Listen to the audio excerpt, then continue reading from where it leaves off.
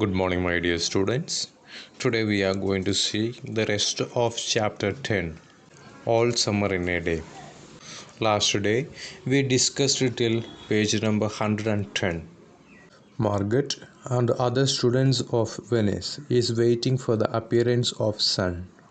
They were discussing about the shape and color of the sun, and they argued with Margaret that she does not know anything about or she don't remember anything about sun. They cried at her, "You are lying, you don't remember." But she remembered and stood quietly apart from all of them and watched the pattering window. Margaret is different from all other students. Once a month ago, she had refused to shower in the school shower room. She had clutched her hands to her ears and over her head, screaming the water must not touch her head. After that incident, slowly, she found out that she was different and they knew her difference and kept away. There was talks in that Venice that her father and mother were taking her back to Earth next year. It seemed vital to her that they do so, though it would mean the loss of thousands of dollars to her family. For Margaret, it is most important thing to go back to Earth and see her son and enjoy the beauty again. Because of all these things, the children hated her. They hated her for all these reasons of big and little consequences.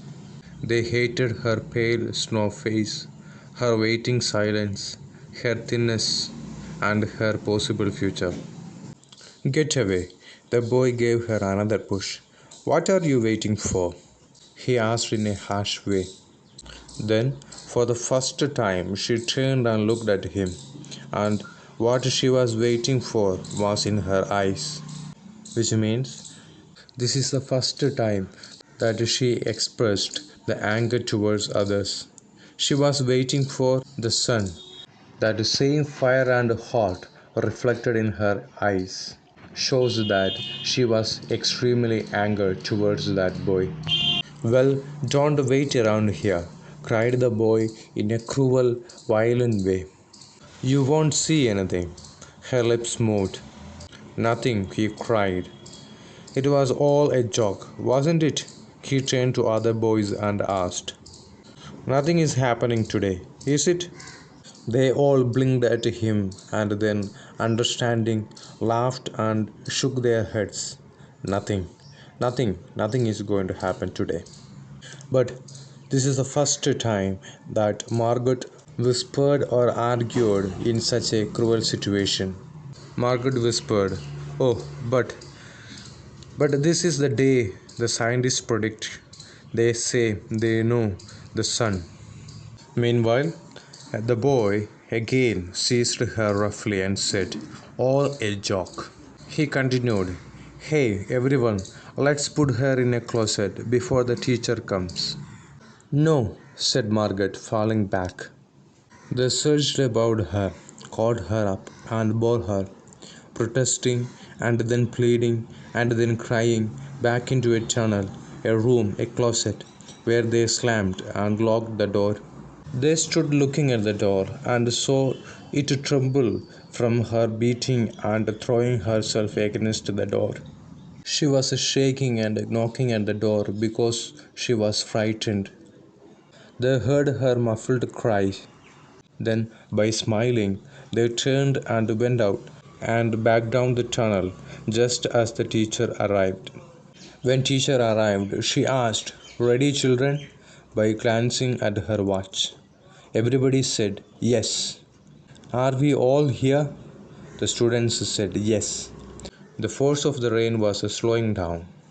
They all crowded to the huge door. The rain stopped. It was like the middle of a film with a very serious scene which got a very serious and melancholic background sound with all the drums, and at a sudden moment everything calms down and the film shows a very calm and quiet place. Remember about a scene which is about to give a suspense or a twist. The music will be in a high, and the scene will take us into more nervousness. And at the end of that scene, everything is calm and quiet. The situation in Venice is exactly the same. After that big noisy rain, which continued for 7 years, had a stop. Now everything was a still. The silence was so immense and unbelievable that you felt your ears had been stuffed or you had lost your hearing altogether. The silence prevailed everywhere in that planet. The children put their hands in their ears. They stood apart.